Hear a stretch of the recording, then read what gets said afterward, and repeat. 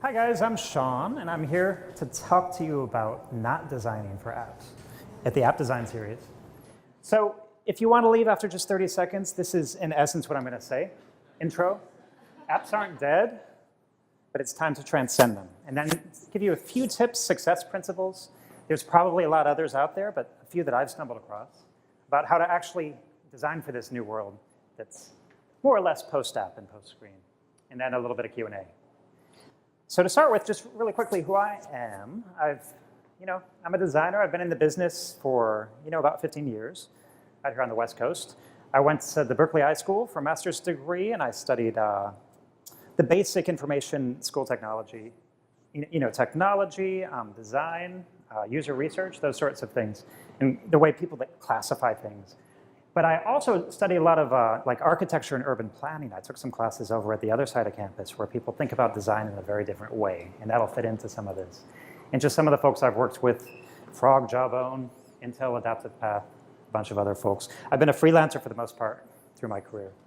And that's who I am. So for most of my career, I did design. I did a lot of app design as well as kiosks and web. So I'm not completely anti-app. But I've also done other stuff too. So for instance, this is kind of an Internet of Things thing. It's something that looks, to visitors, they don't really know what it is. It just looks like art or something weird. But for the people who live in the house and they're familiar with what it means, which is embedded in this thing, it'll tell you, as you're walking out the door, what is the next bus to, if you're trying to go downtown, which bus or train to go to. If you're trying to go to the beach, wherever you're trying to go. Just by a glance at that, you know what it is. It's thinking about how to get away from pulling out your smartphone. Okay, so anyway, that's just getting from what I am to what I'm trying to tell you. In short, apps aren't dead. Their growth is starting to slow down a little bit, but the world is filled with people looking at their smartphones, stumbling down the street, walking into things, and so on. And as you can see here, the figures show that they're not going away anytime soon. This is the app share of digital media time spent, and it's still continuing to go up at a pretty remarkable rate, right? So, on the one hand, it's good that we're having an app design series because they're still important, but it's time to start thinking about the future a little bit. It's sticking around, the smartphone is, especially for things like, finding good restaurants nearby. There's going to be something like that you'll be holding probably for a long time. It'll be doing things like that. But more and more, you're seeing it used to actually augment other services that are actually embedded in the environment, or services like car pickup services, or food delivery, or fitness bands. And so it's just one window, like an app and a smartphone is you can look at as just one window and one facet into and out of these services, which are going across many other things. So it's time to transcend these apps and start thinking beyond that. So this is another, this shows basically that at the top you see that the mobile apps are still continuing to grow, but they're really starting to shrink down. And especially if you plot it, if you look at the growth rate, it's really drastically starting to shrink down. And that's actually the real figures. If you start to look at what people are prognosticating, what does this look like to you? To me, it looks a lot like the mobile first days when Luke Wroblewski was talking about, look at these numbers with and the projections with we're going from desktop to mobile. And desktop is still there, but it's kind of shrinking off. That's really starting to happen now with mobile phones, but you're starting to see these Internet of Things devices really start to take off. And that's especially true in certain parts of the world, especially Western Europe and Asia. But in general, that trend is following. Like, for instance, in Western Europe, they've declared, in the EU, they've declared that it's the law now. It's going to be the law that all new cars are going to have to be networked. They're going to have some of this Internet of Things technology embedded in them, so it's not even an option. And what does this mean for us? We really have, again, thinking beyond smartphones, we have these three big superpowers as designers that these technological trends are giving us. Actually the three classes of them are Internet of Things, wearables, and augmented reality. But it gives us two superpowers, which is outputs and inputs. We can paint the world with information. And in a way, these three things are kind of the same. In a certain way, as a designer, you can look at these three trends as building the same thing. If you're looking at something through augmented reality, glasses or spectacles, Or if there's something actually embedded in the room that's showing the same thing, it's kind of, from a designer's perspective, you can think of it the same way.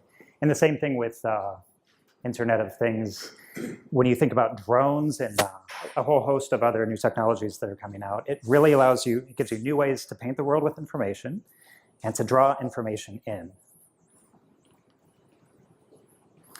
And so to move on to just success principles, some ways to think about this in terms of what concretely can we do and what thematically, how can we approach and actually view our design work to succeed in this world. The biggest thing is to really look beyond the tech industry. Like I said, architecture and urban planning in particular. In the digital design realm, we have kind of a history that goes back to the 60s, maybe the late 50s, when there was this thing called a computer, and it was something that filled a whole building, like a whole huge room at MIT or something, and people would compete, and academics, only a vaunted few of the nobility class of computer engineers were allowed to use them. And they would argue and fight with each other for the ability to have a few minutes to go up to this machine and feed punch cards to it and then wait for the results. And that's kind of built around, from the start, in our DNA as digital designers, that's a tradition that's starting from building for a machine. But with architecture and urban planning, this is traditions that go back for thousands and thousands of years, that by definition, they have to start, if you're building something in the city, you have to start by thinking about what is around the thing that you're gonna build, not the thing that you're gonna build, right? So you have to start to think about context. Who's it for? Whose lives is it gonna change? What are the spaces and places and flows in the city that it's gonna interrupt? And the same thing with fashion and music and these other realms. More folks need to be pulled into the tent here. So I think it really makes a lot of sense to hire people who come from different design traditions and different traditions outside of design if we're really going to make the world work with this stuff. Another thing is to harmonize, don't replace, right? This was a joke from The Daily Show, but it doesn't look that different from what Google Glass ended up doing, right? It was making fun of Google Glass, and that's kind of was a flop because, you know, sometimes we do fail to talk to folks outside of our little narrow design tradition and tech tradition. So, but you see some of these smarter new things that are bringing in some of the fashion world and artists, and but more importantly, thinking about what are people, look around you, and what are people in the city or in the country or anywhere doing right now? What are their current behaviors? What do they like to wear? What do they like to do? And start to starting with that, instead of building with this new gadget and pushing that into somebody's life and say, you know, you have to fit this into your life somehow and shoehorn it. Because then you end up with this, and people just make fun of you, and people, you know, don't buy your stuff. So that's not what we want. So another thing is to harness context. Again, this all ties together. Again, it's that kind of architecture and urban planning tradition. You start with context. You don't start with your tool. You start with the people who it's going to affect, and the other things that already exist that it's going to affect. This was a great example, I think. Alfred Louis came up with this concept of a weather display.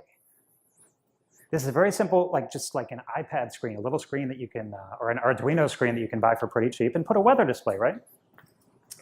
Next to the door on the way out. But he simply has a PIR, like a $2 motion sensor that you can attach to your device, and it detects proximity, right? We've all seen this used before, but in this case, the display adjusts the amount of information and how interruptive it is too, based on how close you are to it. If you're walking right up to something, obviously it can infer that you're showing interest, or in this case, maybe as you're walking out the front door, it makes sense for you to know more about the weather.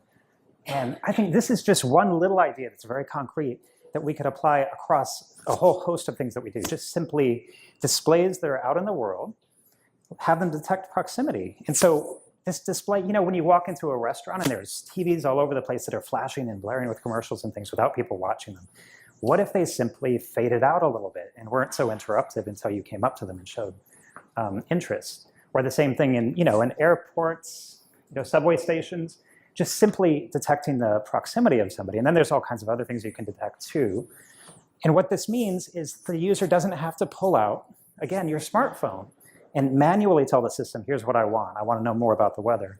Instead, you can just walk by and have it happen. Context. And this is the same, this is thinking beyond the things, right? Again, build for humans, for people, for patterns, for societies, for groups. Don't build starting with an object, Because this is so important right now, because we have this whole, with the smartphone and with the desktops, everybody had pretty much one smartphone and desktop. But now we have a whole waterfall of all these little devices. And if they're all going to be rude and demand our attention, and they're going to be designed around them instead of us, it's going to make life hell for everybody. So please design these things around the people. This is maybe the dark side of that. An example, you see what's going on there? This is a tattoo. And it has a display as well as storage inside it. The display can tell the person information about their, their health, as well as other information that you can have the network communicate through it. It can also be used for authentication. Like, so for payments, you wouldn't have to carry your phone with you, or to get into, into the rooms in your office. You can just, use actually your hand for that. Of course, that introduces new risks too, and we really have to be careful in thinking about. And I think looking at fictional, like Dark Mirror and some of these science fiction things, it's important to think about the potential futures where these things could take us. There's obvious advantages with this stuff when you're having things embedded in your body, and when you're having things embedded in your environment through installations as well as through wearables. But there's disadvantages too. And this is a huge one too.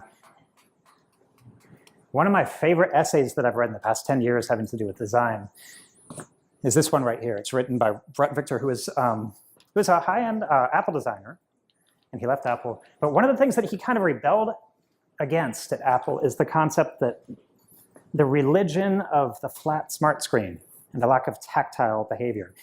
The motion that you make with your hand sliding across a flat surface, that's a pretty rare and unnatural motion in terms of out in the world. There's all these other things we do. Our hands, we're humans. We're the animal that is the tool maker and the tool user. And our hands reflect that. They're very complicated, very beautiful pieces of machinery that actually can detect things as well as manipulate things in all kinds of sorts of ways.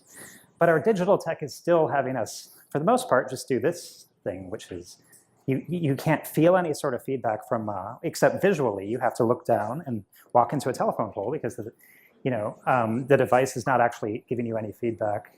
And yeah, so just start to think about all these other things the hand can do. And with these new types of devices going beyond the smartphones, we can really harness that. And I think the last and the most important thing, it's really important to strive for calm and for kind of politeness from these devices, making sure that they fit into our lives. This was a great example, I think, of this sort of thing, of taking the cognitive load off the person and putting it into the device, or using the parts of the body, the hands, or haptic feedback.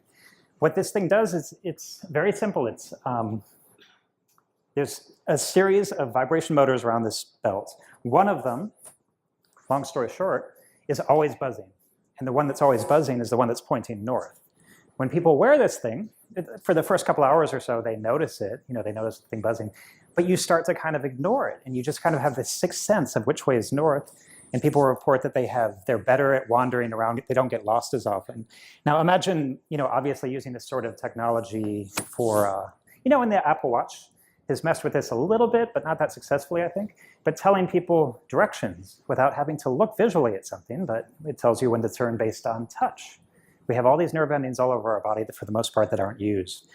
And again, vision takes full attention. It takes a lot of attention. And people tend to get worked up if they have to pay attention to too many things. But if you can use these other routes that are more calm, and they become a little bit less, they require less attention, that's a great way to accomplish that. So that's it.